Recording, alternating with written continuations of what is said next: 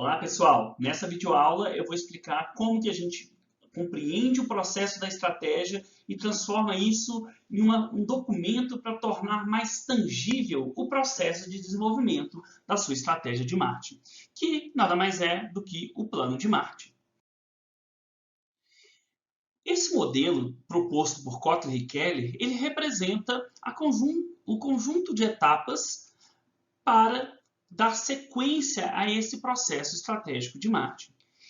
Esse processo ele vai iniciar com a definição não somente da missão da empresa, mas também de maneira mais ampla do seu propósito, que compreende para que a empresa ou organização existe, aonde ela quer chegar e quais são os princípios norteadores, os valores, as crenças que pautam o comportamento e a forma como a empresa conduz as suas ações e estratégias. Essa missão e valores, ela tem que ser analisada à luz do contexto externo e interno das organizações. Então, no ambiente externo, a gente vai analisar os competidores, o setor de atuação, vai analisar o público-alvo, os hábitos daquele consumidor, tecnologias, dentre outros fatores. E no ambiente interno, nós vamos fazer uma análise de quais são os recursos que a empresa tem disponíveis, quais recursos que ela precisa buscar, quais são as competências que ela tem dentro da organização e como que a gente transforma essas competências em uma forma dela se destacar perante a concorrência, que serão as fontes das suas vantagens competitivas.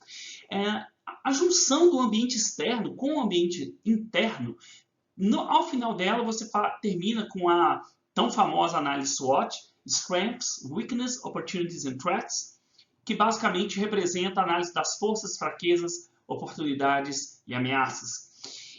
Ao analisar esses fatores, você teria condições dentro da sua empresa para começar a pensar em objetivos e metas. Eu vou, nas próximas aulas, demonstrar algumas diferenças entre a ideia de objetivos e metas, apesar de ambos andarem de maneira muito conjunta, mas aqui basicamente você vai definir o que você quer alcançar. E não só o que você quer alcançar, mas também direcionar quais recursos, ações e como que você vai mensurar esse resultado ao longo do tempo. Feita essa definição de objetivos, metas, você deveria então pensar em quais estratégias que você vai colocar em prática.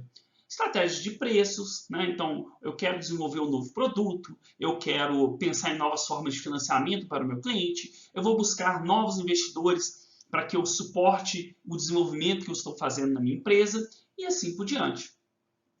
Definidas as estratégias, aí sim você tem programas, projetos e ações específicos. Então, para cada estratégia, possivelmente você terá que ter várias pessoas dentro da empresa, dentro da organização, para trabalhar em cada uma das partes dessa estratégia. E isso vão virar planos de ação, programas e ações que devem ser desenvolvidas dentro da empresa. Depois de definido essas pessoas e recursos que serão alocados em diversos programas e ações, você então vai colocar a ação em prática. E apesar de ser só uma etapa aqui, essa etapa da implementação, ela sem dúvida é a etapa mais duradoura desse processo. Nessa etapa da implementação, você vai ter a maior parte do seu esforço botar a mão na massa e fazer a estratégia acontecer, tirar ela do papel e transformá-la em resultado. Essa é a etapa mais desafiadora, é onde normalmente mais adaptações, mais planos que não vão dar certo, mais novas ideias podem surgir, e é justamente aqui que você normalmente tem os maiores desafios para tirar do papel aquele seu planejamento inicial. E finalmente, a última etapa é o feedback e o controle. Então, nessa etapa de feedback e controle, você vai fazer uma comparação dos seus objetivos e metas com os resultados que você tem alcançado ao longo do tempo. E isso pode fazer com que você reveja diferentes etapas do processo estratégico. Você pode perceber, por exemplo, que algo não está dando certo e pode ser um problema da forma como você está tentando implementar. Pode ser que tenha que mudar as pessoas da equipe, ter um novo processo, uma forma mais colaborativa para que aquela estratégia seja colocada em prática. Ou mesmo você pode repensar os seus programas, as suas ações. Você pode falar, olha, esse produto aqui que eu queria, eu acho que não vai dar muito certo não, está dando certo, vamos abandonar essa ideia. Ou então, opa, surgiu aqui uma ideia que ela vai de encontro aos nossos objetivos. Então vamos aproveitar, lançar esse novo serviço aqui para a gente ter sucesso na nossa estratégia. E também podemos repensar a formulação das estratégias e até mesmo, quem sabe, repensar o propósito da organização. Então, na etapa de feedback e controle, você pode voltar em cada uma das etapas anteriores. E nessas etapas você pode até chegar a repensar a razão de ser daquela organização. Obviamente que repensar a missão, repensar o propósito da organização não pode ser algo feito a todo momento. A missão tem que ser algo que tenha uma certa estabilidade de duração para permitir que você amadureça no médio e principalmente no longo prazo e vá adaptando essa missão, esse seu propósito, a mudanças tecnológicas, culturais, econômicas, dentre outras, na sua empresa. Então, toda estratégia de marketing ela tem que passar por esse processo. E para você formalizar e criar uma estrutura para conseguir dar sequência a esse processo, que surge o que nós chamamos de plano de marketing.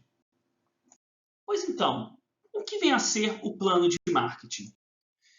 O plano de marketing nada mais é do que uma formalização, seja através de um relatório, um documento escrito, ou mesmo um conjunto de posts que você coloque na parede da sua empresa, ou mesmo uma apresentação de PowerPoint, ou um vídeo institucional, enfim. O formato mais tradicional, sem dúvida, é um documento escrito, onde você formaliza todas as etapas de análise, premissas, previsões e estimativas relacionadas à sua estratégia de marketing. Nele estarão descritos todos os elementos anteriores apresentados, como análise do ambiente, externo, interno, definição de objetivos de marketing, metas, métricas, quais serão seus planos de ação, como que você pretende colocar em prática esses planos de ação e, finalmente, qual será o processo de revisão e análise do alcance desses objetivos ao longo do tempo. Pensando em um documento mais tradicional, daqueles que a gente escreve lá no Word ou em outro editor de texto, qual seria a estrutura desse plano de marketing, de forma resumida? Vai ter uma capa, né? Uma capa aí atrativa, legal, que mostre, dê um envolvimento, interesse para a pessoa ler aquele trabalho.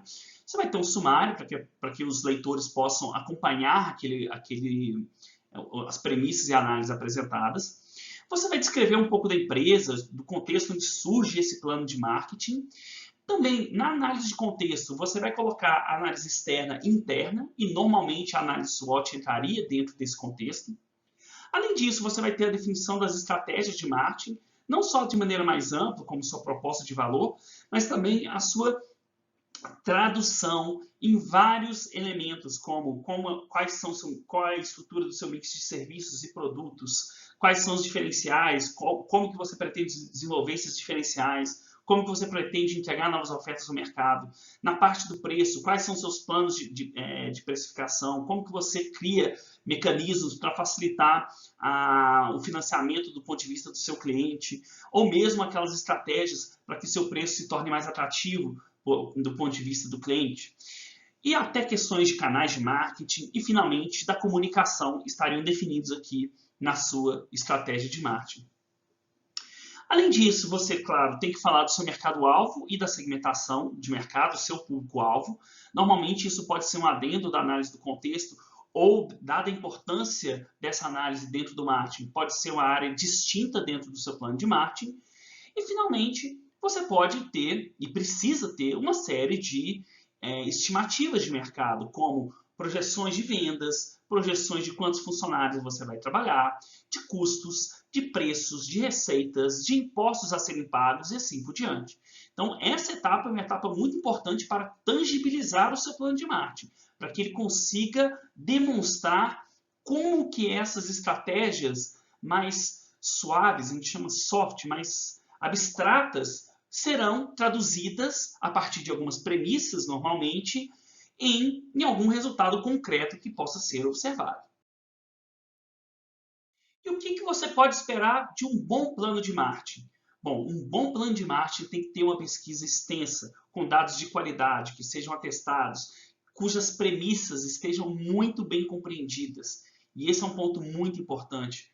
A maioria dos planos de marketing parte de premissas muito fortes. A gente, muitas vezes, não tem dados concretos para prever quantos % de um determinado mercado vão usar um produto daqui a 3, 4 anos. Então, muitas vezes você tem que ter premissas e a partir de cenários e sustentar essas premissas. A qualidade da ligação entre essas premissas e o resultado lá no futuro que vão determinar se o seu plano de marketing vai ser um bom direcionador para um determinado resultado. É muito importante também você destacar como que você vai fazer o relacionamento e criar valor de maneira conjunta com o seu cliente. Então, todo o foco do plano de marketing deve ser em formas de se relacionar com o mercado e como que você gerencia os demais stakeholders para conseguir gerar valor de maneira máxima em conjunto com o seu cliente.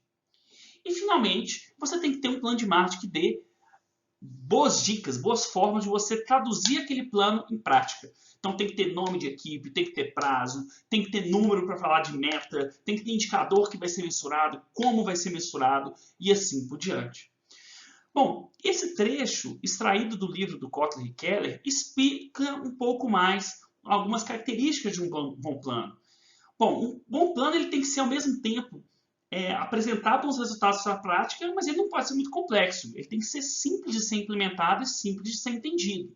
Ele tem que deixar bem claro o que você quer alcançar, quais são os objetivos, pessoas responsáveis, orçamentos e assim por diante.